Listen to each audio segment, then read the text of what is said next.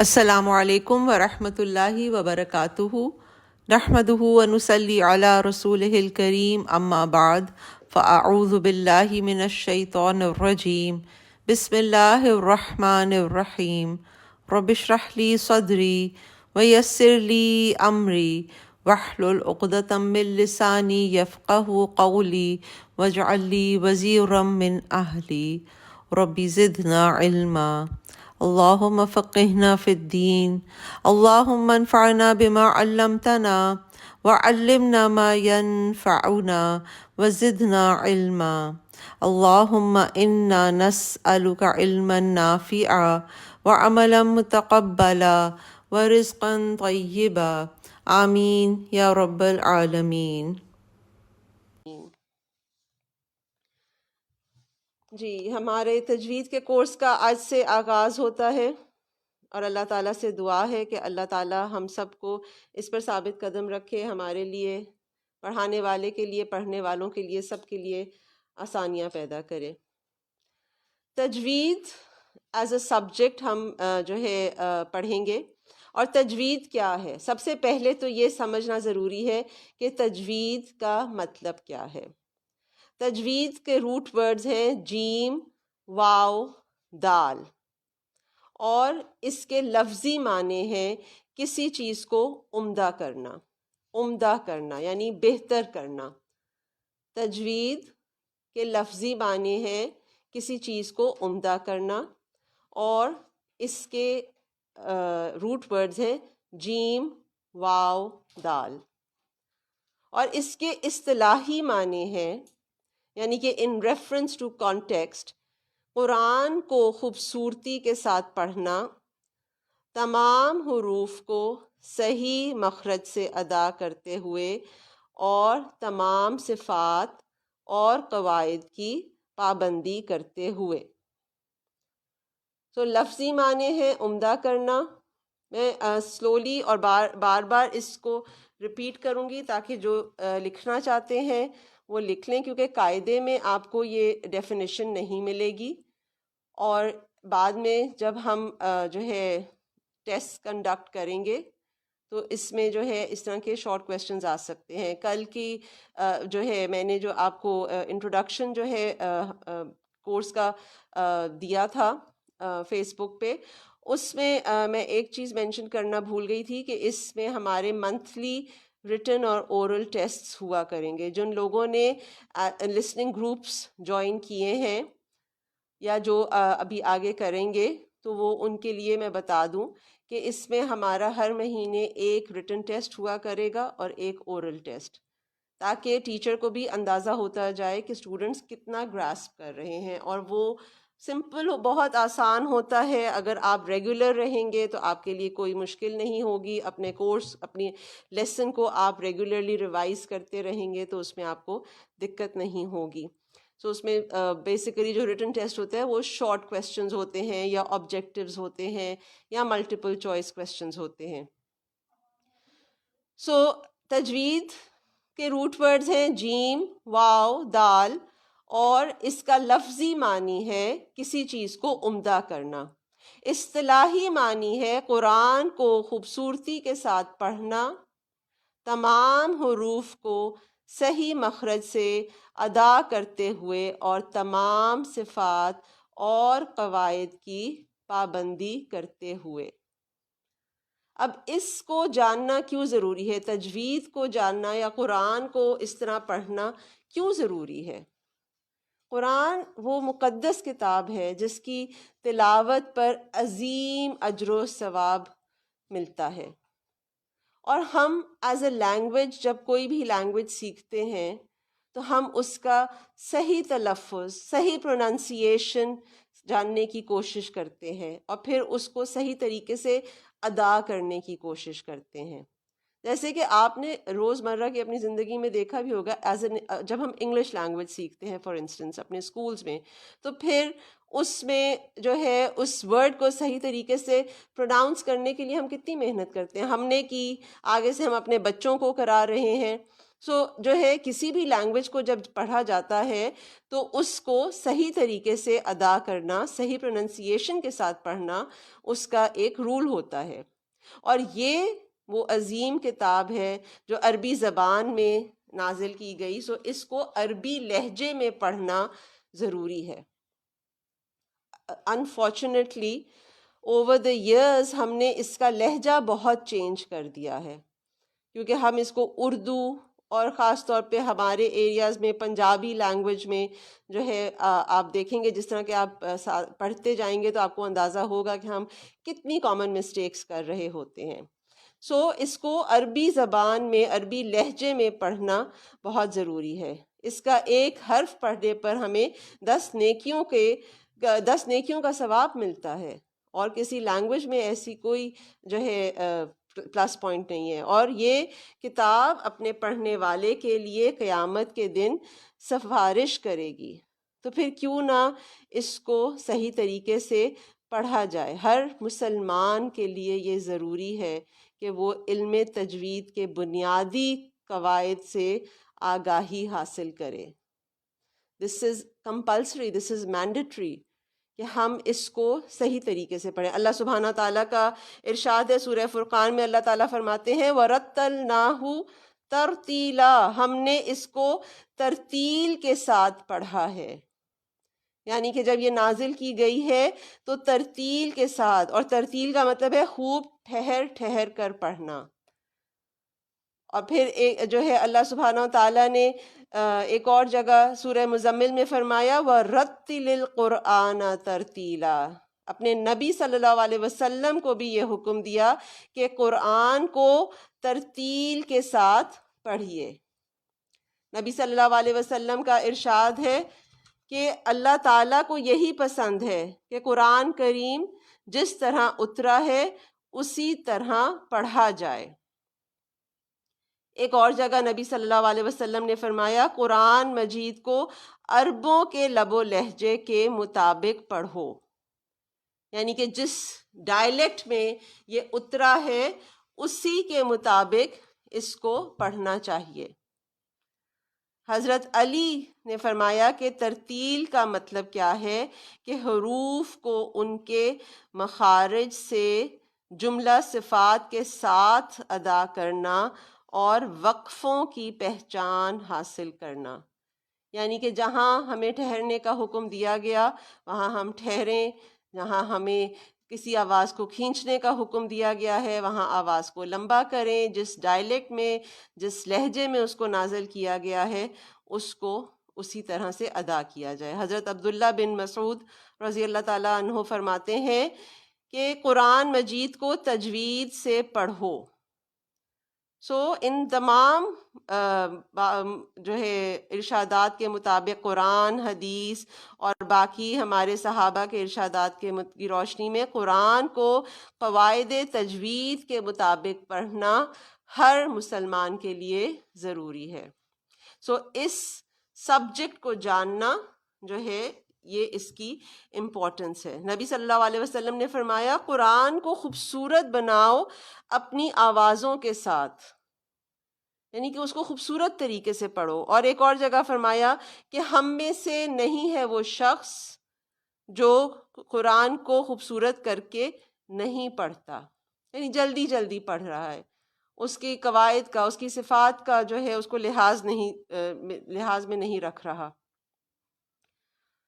اور ایک اور جگہ نبی صلی اللہ علیہ وسلم نے فرمایا جس طرح ہم اکثر لوگ جو ہے پچھلے سال بھی جب کورس ہم نے سٹارٹ کیا تھا تو بہت سے لوگ یہ کہتے تھے کہ جی اب تو اتنا ٹائم گزر چکا ہے اور اب ہم کیسے اپنی وہ کر سکتے ہیں. لیکن الحمدللہ جب انہوں نے کورس جوائن کیا اور جو ہے جیسے جیسے وہ پڑھتے گئے تو ان کے پڑھنے میں اتنی بہتری آتی گئی. اور پھر ان کو یہ بھی تھا کہ جی ہم تو بہت اٹک اٹک کے پڑھتے، تو اس کے لیے ایک بہت خوبصورت نبی صلی اللہ علیہ وسلم کا ارشاد ہے کہ جو شخص قرآن پڑھتا ہے اور محنت کے ساتھ اس میں ماہر بن جاتا ہے وہ بزرگ فرشتوں کے ساتھ ہوگا.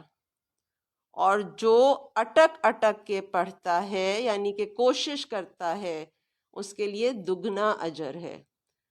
سو یہ کبھی بھی نہیں سوچنا چاہیے کہ میں بہت اٹک رہی ہوں، مجھ سے ایک ربط میں نہیں پڑھا جا رہا، مجھے سمجھ نہیں آ رہی. جو کوشش کرے، اللہ سبحانہ تعالیٰ نے ہماری سعی دیکھنی ہے کہ ہم نے اس میں کتنی محنت کی ہے. سو یہ ہے تجوید کا انٹروڈکشن کہ تجوید کیا ہے ایز اے سبجیکٹ اور اس کو جاننا کیوں ضروری ہے. اب عربی زبان میں 29 حروف ہیں. عربی زبان میں 29 حروف ہیں جن کو حروف تہجی کہتے ہیں. اور یہ جو ہے آپ اگر اپنے قرآنی قاعدے کھول لیجئے، اس میں فرسٹ پیج پہ اس کی تختی دی گئی ہے. اور جو ہے اس کا بھی ابھی میں آپ کو پڑھ کے سناؤں گی، آپ بھی میرے پیچھے پیچھے پڑھیے تاکہ آپ کو ان کا صحیح پروننسیشن جو ہے وہ سمجھ آئے کہ اس کا صحیح جو ہے اس کو صحیح طریقے سے پڑھنا کیسے ہے. سو پیج 1 قرآنی قاعدے کا کھول لیجئے. حروف تہجی کی تختی ہے اور یہ حروف کیا ہے؟ الف، با، تا، ثا، جیم، حا، خا، دال، ذال، را، زا، سین،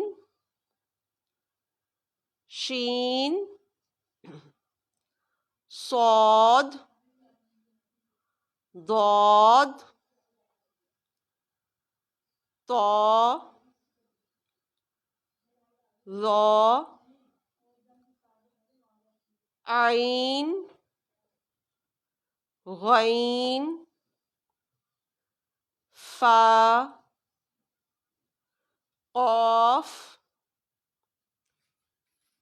کاف،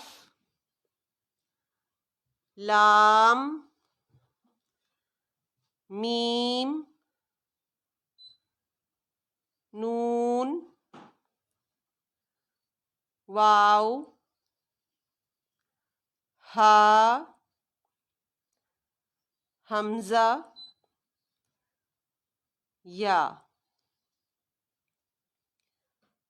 وہی اردو کے حروف ہیں لیکن ان کی پروننسیشن، جیسے ہم فار انسٹنس جو سیکنڈ ورڈ ہے با، ہم اردو میں اس کو بے کہتے ہیں لیکن عربی میں اس کو با پڑھا جائے گا. جب بھی میں ریفر کروں گی قاعدے میں بھی کسی حرف کو تو پھر انہی جو ہے پروننسیشنز کے ساتھ اس کو ریفر کروں گی. سو میں اس کو دوبارہ سے پڑھتی ہوں. پیج 1 قرآنی قاعدے کا حروف تہجی. حروف تہجی کیا ہے؟ دا الفابیٹس آف عربک لینگویج. اور یہ 29 ہے، 29 حروف ہے عربی زبان میں. یہ کیا ہے؟ الف، با، تا، ثا، جیم، حا، خا، دال، ذال، را، زا، سین، شین، صاد، ضاد، طا، ظا، عین، غین، فا، قاف، کاف، لام، میم، نون، واو، ہا، حمزہ، یا. ٹھیک ہے جی، یہ حروف تہجی ہیں. اب ان کے اوپر ڈفرنٹ حرکات لگی ہوتی ہیں جس سے ایک لفظ جو ہے ایک کلمہ بنتا ہے. اور وہ حرکات کیا ہوتی ہیں؟ زبر، زیر اور پیش. 3 طرح کی حرکات ہیں: زبر، زیر اور پیش. باقی اب جو ہے دو انہی کی آگے سے جو ہے پھر سبسڈریز ہیں، جیسے کہ 2 زبر، 2 زیر، 2 پیش، یا کھڑا زبر، کھڑی زیر، الٹا پیش. لیکن بیسک 3 طرح کی حرکات ہیں: زبر، زیر اور پیش. جن الفاظ پر یہ حرکات آتی ہیں اس کو ہم کہتے ہیں کہ وہ متحرک ہو گیا ہے، ہو جاتا ہے.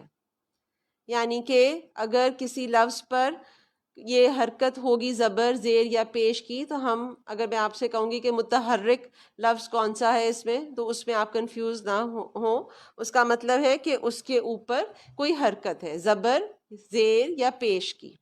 سو حرکات بیسیکلی 3 ٹائپس کی ہیں: زبر، زیر اور پیش. اور جو ہے ان کو ادا کرنے کا طریقہ کیا ہے؟ ایک اس کی معروف ادائیگی ہے، ایک مجہول ادائیگی ہے. افسوس کہ زبر کی تو ہم ادائیگی معروف کر لیتے ہیں، لیکن زیر اور پیش کی ادائیگی جو ہے وہ ہم بہت دفعہ مجہول کر رہے ہوتے ہیں. زبر کی حرکت جو ہے اس میں آواز اوپر کی طرف جاتی ہے، منہ اوپر کی طرف کھلتا ہے، اور اس کی ساؤنڈ ہے آ. آ. زیر کے اندر منہ اور آواز نیچے کی طرف گرتی ہے اور اس کی ساؤنڈ ہے ای. زیر کی ساؤنڈ جو ہے وہ ہے ای. جیسے کہ انگلش لینگویج میں ڈبل ای اگر لکھا ہو، جیسے کہ فیل میں F double E L, so double E کی جو ساؤنڈ ہے وہ زیر کی آواز ہے. تو ہم جو ہے کہ جب قرآن پڑھتے ہیں، اگر فرض کیجئے با کے نیچے زیر ہے تو ہم اس کو بے نہیں پروناؤنس کریں گے، ہم اس کو بی پروناؤنس کریں گے، بی.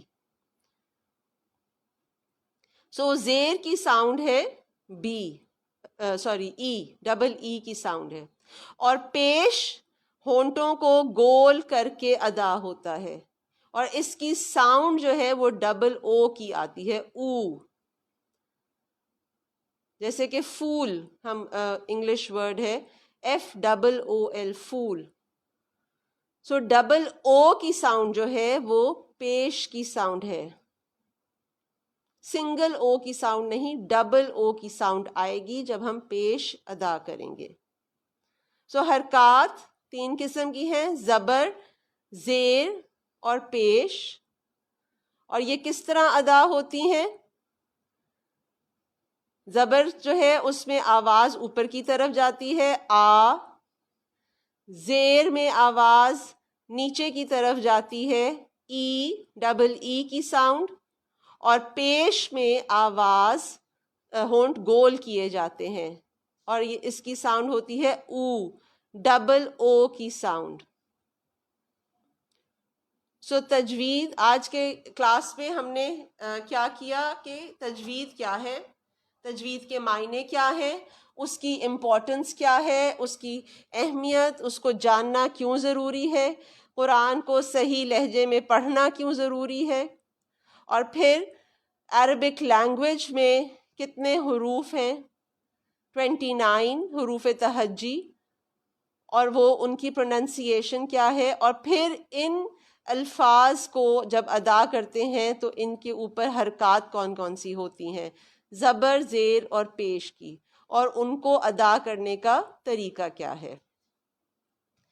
یہ ہمارے لیکچرز جو ہیں، جو لائیو کلاسز اٹینڈ کر رہے ہیں، وہ ان کے لیے تو بہت اچھا ہے، اور جو مس کر دیتے ہیں تو یہ ہمارے لیکچرز جو ہیں فیس بک پیج پہ موجود ہوتے ہیں. سو اگر آپ سے کوئی پارٹ آف دا لیکچر مس ہو جائے یا آپ کوئی ریویژن کرنا چاہیں تو آپ یہ لیکچرز ہمارے پیج پہ موجود رہتے ہیں، آپ اس سے ریفر کر سکتے ہیں.